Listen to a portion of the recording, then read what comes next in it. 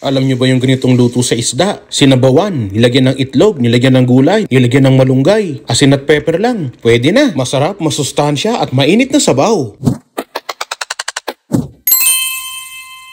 Buti na lang nakita ko tong mga gulay natin sa ref. Masisira na naman sila. Kita nyo, naninilaw na yung mga dahon ng mga gulay na to. Kaya sabi ko, lulutuin ko na to. Isasahog ko to kung ano man ang lutuin kong pagkain ngayong araw. Kita nyo naman, meron tayong malunggay dito. At meron din tayong isda ditong pinirito na niluto natin ng mga nakaraang araw pa. Kaya yan ang lulutuin natin ngayon. Baka masayang na naman kasi. Mag-prepare lang tayo ng konting bawang at saka ng konting sibuyas. Tapos hiwa na rin tayo ng konting sili para maanghang ang ating sabaw. Maglagay tayo ng konting olive oil sa ating electric wok. Tapos magbasag na rin tayo ng ilang piraso ng egg kasi gagamitin din natin ng egg para sa ating sabaw. Tapos batihin lang natin ng konti yung itlog. Teka, naalala ko kailangan pala ng kamatis. So kumuha muna tayo ng kamatis at gagamitin din natin to sa ating lulutuing ulam for today. Unahin na nating igisa yung ating bawang. Tapos isunod na natin yung ating sibuyas. Gisa-gisa lang ang gagawin natin. Dapat may luya yan, kaya lang walang luya dito sa bahay. Pero okay na rin yan. Hindi naman lang sa yung isda kasi naprito na natin. Isunod naman natin tong kamatis. Hindi natin kailangan ng maraming kamatis, isa lang ang gagamitin natin kasi hindi naman tayo magsasarsyado. Kapag ganito na yung itsura ng inyong ginigisa, then pwede nyo nang ilagay yung inyong isda. Kahit na anong klaseng isda, kahit pampano, kahit tilapia, kahit galunggong, basta isda na pinirito nyo, bagong prito man yan o kahit na leftover yan sa ref, pwede natin gamitin yan para sa ating sabaw for today. At speaking of sabaw, lalagyan naman natin siya ngayon ng tubig para sa ating sabaw. Pakukuluan natin siya.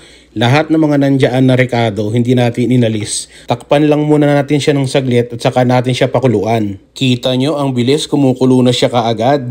Mga kaberks, ang bango-bango niya. Tapos ngayon, ang gagawin natin, haluin lang natin siya ng konti. At isunod naman natin ngayon yung ating binating itlog. Ibubuhos lang natin, ilalagay lang natin, isasama natin dito sa kumukulong sabaw, no? Siguraduhin nyo lang na haluin nyo siya kaagad pagkatapos nyong ibuhos yung itlog para hindi magbuo-buo yung itlog. Kailangan niya kasi na kumalat siya sa sabaw para maging mas masarap ang sabaw pag higop nyo mamaya. Tapos lagyan natin ng pampaalat, konting patis. Kung gusto nyo asin, bahala kayo. Tapos lagyan din natin ng konting paminta para may lasa ng konti yung ating sabaw. Haluin nyo lang siya ng dahan-dahan at pagka nahalo nyo na, nagmix na lahat ng mga rekado nyo, na mga seasonings na nilagay nyo, pwede nyo na ngayong ilagay yung inyong vegetables. Ito yung available na vegetables dito sa bahay. Usually yung ginagamit nila is green onions, spring onions, leeks. Pero wala tayong ganyan ngayon dito sa bahay. Kaya gawan natin ang paraan, diskartehan natin. Alam nyo na, si Chris Cusinero tayo. Kailangan na maging madiskarte tayo sa ating ulam. Isunod naman natin ngayon yung ating dahon ng malunggay. Buti na lang, may naabutan pa ako sa Hong Kong supermarket nung isang araw. Kaya meron tayong malunggay ngayon. Sabi ko, gusto ko ilagay ito sa munggo. Pero mas naisip kong lutuin tong isda na may sabaw kasi baka masira na nga yung isda, matagal na dito sa ref. At panghuli, lagyan natin siya ng sili. Alam nyo na yung mga higanting sili natin dito, marami tayong stock eh. At saka masarap siya talaga sa mga niluluto ko, kaya lagi na rin tayong may sili ngayon pagka nagluto tayo ng mga ulam dito sa bahay. So ganun lang kabilis, meron tayo kaagad na kardilyong isda. Pero akong tawag ko dito, sinabawang sarsyado.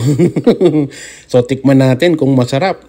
Panalo na. Tamang-tama, gutom na tayo. Tara, kain tayo mga kaberks.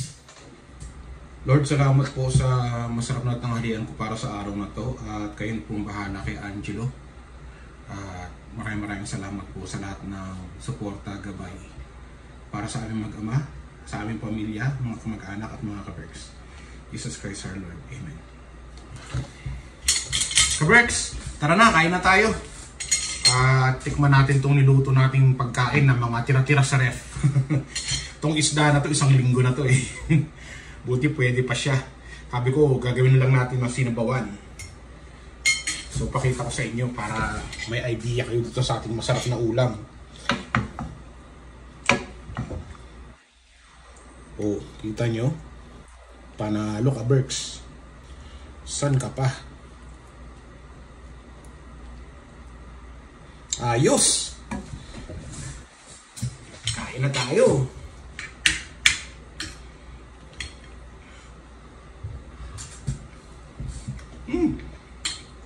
Sarap! Gusto kong ganito, may sabaw. Tapos gulay. Sarap ng gulay.